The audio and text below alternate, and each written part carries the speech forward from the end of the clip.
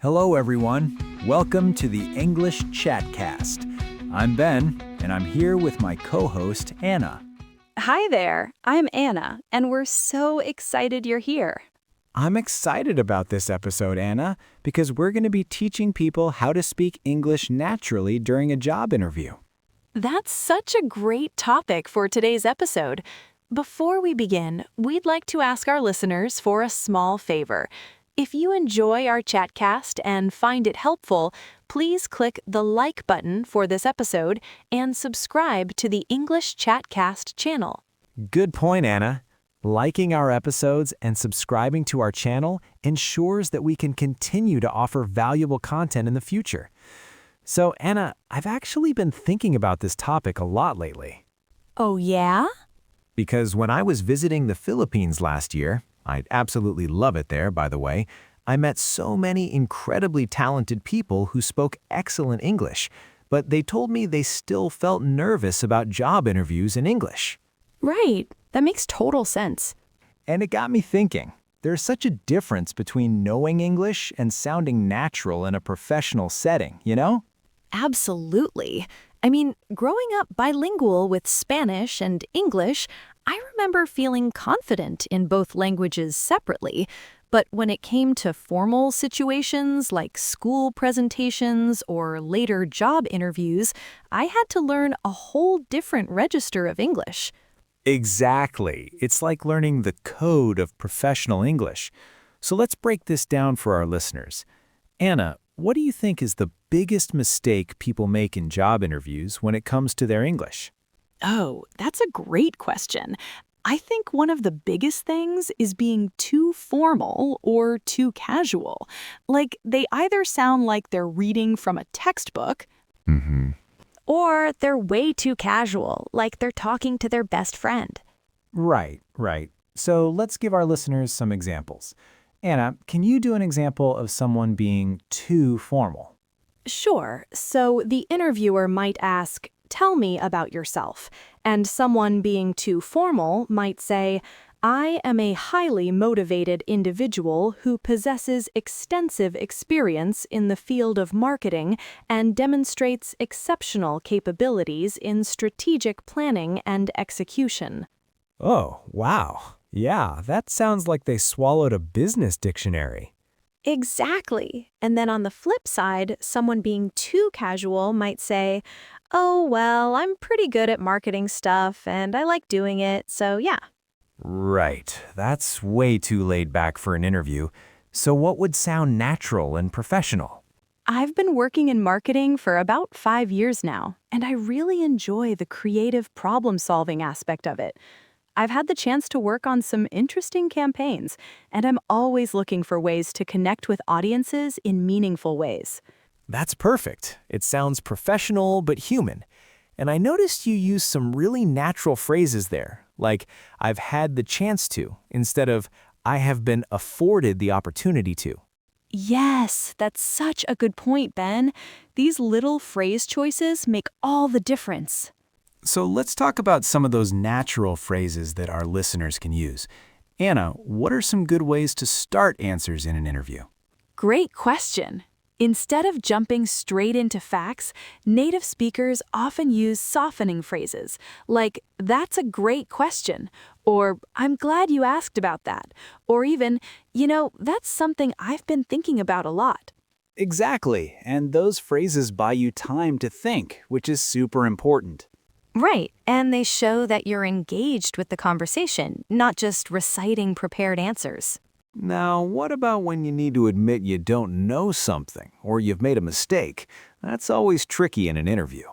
Oh, that's so important. A lot of English learners think they need to have a perfect answer for everything, but honesty is actually really valued. You could say something like, "I haven't encountered that specific situation yet, but here's how I would approach it." Or, "That's not my area of expertise, but I'd be excited to learn more about it." Those are perfect examples, Anna, and notice how she turned the weakness into something positive, showing willingness to learn. Exactly. And if you made a mistake in a previous job, you could say, Looking back, I realize I could have handled that situation differently. Here's what I learned from it. That shows growth and self-reflection. That's fantastic. Now, let's talk about asking questions, because that's a huge part of sounding natural in an interview. Anna, a lot of our listeners probably prepare really formal questions, like, what are the responsibilities of this position? Right, and that's not wrong, but it sounds a bit stiff. A more natural way might be, I'd love to know more about what a typical day looks like in this role, or what do you enjoy most about working here? Oh, I love that second one. It's personal and shows you're thinking about the workplace culture. Exactly. And you could also ask, what would success look like in this position after 6 months? That sounds much more natural than, what are the key performance indicators for this role? Perfect. Now, I want to talk about something that I think is really important, using contractions. Anna, do you think people should use contractions in job interviews? Oh, absolutely. This is where a lot of English learners get it wrong. They think formal means no contractions, so they say, I do not have experience with that, instead of, I don't have experience with that. Right. And avoiding contractions actually makes you sound robotic or overly stiff. Native speakers use contractions naturally, even in professional settings. Exactly. You want to sound professional, but also human and approachable. Now, let's talk about something that comes up a lot, talking about your achievements without sounding like you're bragging. This is actually something American culture is pretty specific about. Oh, yes, this is so important. In American professional culture, you need to showcase your achievements, but you can't just list them. You need to tell a story and often give credit to others, too. Right, so instead of saying, I increased sales by 30%, you might say something like, I was really fortunate to work with a great team on a project that ended up increasing our sales by 30%. We tried a new approach to customer outreach, and it turned out to be really effective. perfect. Notice how Anna mentioned the team and framed it as a collaborative effort. That's very American. And also using phrases like, I was really fortunate, or it turned out to be. These show humility while still highlighting the achievement. Exactly. Now, Anna, what about body language and tone? Because speaking naturally isn't just about the words you use. Ah, such a good point. Your tone should match your words. If you're using natural conversational language but speaking in a monotone voice, it's gonna sound weird. Right. You want some variation in your voice, some enthusiasm when appropriate, and don't be afraid to use your hands when you talk. Americans tend to be pretty expressive. And make eye contact. I know in some cultures this might feel uncomfortable, but in American interviews, eye contact shows confidence and engagement. Absolutely. Now, let's talk about some common mistakes with filler words. Anna, what do you hear a lot? Ugh, I hear a lot of people overusing actually or saying, how do you say, when they're searching for a word. Right, and instead of how do you say, it's more natural to say, what's the word I'm looking for? Or just pause for a moment. Exactly. Native speakers pause all the time when they're thinking. It's totally normal to say, let me think about that for a second, or just have a brief pause. And speaking of pauses, don't rush your answers. A lot of non-native speakers feel like they need to talk really fast to sound fluent, but actually, speaking at a measured pace sounds more professional. Oh, that's such great advice. Slow and clear is always better than fast and unclear. Now, before we wrap up, let's give our listeners some practical homework. Anna, what would you suggest they do to practice? Great idea. I'd say practice with a friend or even record yourself answering common interview questions. Focus on using the natural phrases we talked about today, and don't worry about being perfect. And watch English language interviews on YouTube. Not just job interviews, but any kind of professional conversation. Pay attention to how people phrase things, how they use contractions, how they ask questions. That's excellent advice. And remember, the goal isn't to sound like a different person, it's to express your authentic self in natural, professional English. Perfectly said, Anna. You want to let your personality shine through while using the appropriate level of professionalism. Exactly. So let's quickly recap the main points for our listeners. First, find the sweet spot between too formal and too casual. Second, use contractions and natural phrases like "I've had the chance to" instead of overly formal language. Third, when talking about achievements, tell stories and give credit to your team when appropriate. Fourth, don't rush. Speak at a measured pace and don't be afraid of brief pauses. And finally, match your body language and tone to your natural speaking style while maintaining appropriate professionalism. Perfect summary. And remember, everyone, job interviews are conversations, not interrogations. The company wants to get to know you as a person, not just as a list of qualifications. Here's something else that's really important. Let's talk about how to handle those tricky behavioral questions. You know, the ones like, tell me about a time when you faced a challenge, or describe a situation where you had to work with a difficult colleague. Oh, yes, these can be really intimidating. The key is to use the STAR method: situation, task, action, result. But you want to tell it like a story, not like you're filling out a form. Can you give our listeners an example of how that might sound naturally?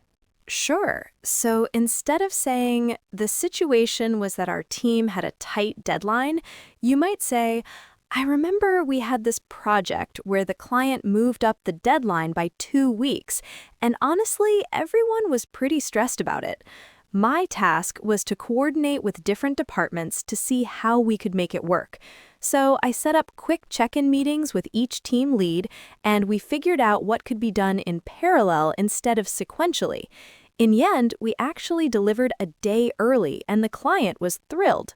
Perfect. Notice how Anna used conversational phrases like, honestly, everyone was pretty stressed, and the client was thrilled. Those little touches make it sound like you're sharing an experience, not reciting facts. And speaking of tricky topics, let's talk about salary discussions. This is where a lot of non-native speakers struggle because it's such a culturally specific conversation. Absolutely. If they ask about salary expectations early in the process, you can say something like, I'd love to learn more about the role and the team first. What's the typical range for this position? That's much more natural than saying, I am flexible regarding compensation. Right, and if you need to give a number, you can say, based on my research and experience, I was thinking somewhere in the range of X to Y, but I'm definitely open to discussing what makes sense for both of us. Here's something else that's really important: showing genuine interest throughout the interview. Don't just wait for them to ask if you have questions at the end. During the conversation, you can naturally follow up with things like, that's really interesting. Can you tell me more about that? Or how long has that initiative been in place? That's really practical advice. And you know what, Anna? I think the most important thing we haven't mentioned yet is confidence. Your English doesn't have to be perfect. It just needs to be clear and natural. Companies hire people, not perfect English speakers. That is so true, Ben. I've seen people with imperfect English get jobs over native speakers because they were more authentic, more prepared, and showed genuine enthusiasm for the role. Your personality and skills matter more than having a perfect accent. Anna, I think we should talk about something that's becoming more and more common: virtual interviews. The techniques we've discussed still apply, but there are some extra considerations. Oh, absolutely. Virtual interviews have their own challenges. For one thing, you need to be even more aware of your energy level because the camera can make you seem less animated than you actually are. Right, and the audio quality is so important. You want to make sure you're speaking clearly and maybe even a bit slower than usual, because sometimes there can be slight delays or audio compression that makes it harder to understand. And technically speaking, make sure you test your technology beforehand. Nothing sounds less professional than saying, "Can you hear me?" or "Sorry, my internet is acting up" during the actual interview. We covered a lot of practical advice today. After this episode, our listeners should feel much more confident about speaking English naturally during a job interview. If you enjoyed this episode, be sure to like and subscribe. Feel free to leave comments about the Chatcast, including topics that you'd like us to have conversations about in future episodes. Until next time, keep practicing, keep listening, and remember, learning English with us is A piece of cake. Thanks for listening, everyone. See you next time on the English Chatcast.